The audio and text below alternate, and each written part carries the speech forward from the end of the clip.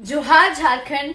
मैं हूं आपकी अपनी अक्षरा सिंह और मैं आ रही हूं 25 अक्टूबर को लातेहार विधानसभा क्षेत्र मगध परियोजना चमातू में भाजपा नेता श्री चेतलाल राम जी के सौजन्य से दीपावली के शुभ अवसर पर आप सभी लोगों से मिलने और आपका आशीर्वाद प्राप्त करने।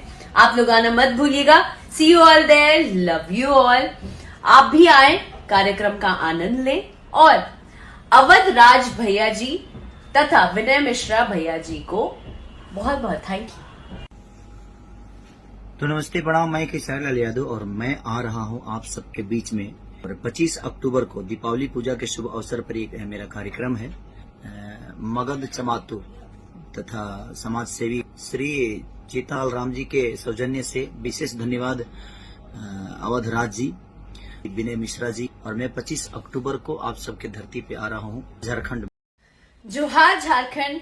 मैं हूं आपकी अपनी अक्षरा सिंह और मैं आ रही हूं 25 अक्टूबर को लातेहार विधानसभा क्षेत्र मगध परियोजना चमातू में भाजपा नेता श्री चेतलाल राम जी के सौजन्य से दीपावली के शुभ अवसर पर आप सभी लोगों से मिलने और आपका आशीर्वाद प्राप्त करने।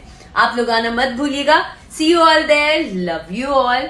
आप भी आए, कार्यक्रम का आनंद लें और अवध राज भैया जी तथा विनय मिश्रा भैया जी को बहुत बहुत थैंक यू।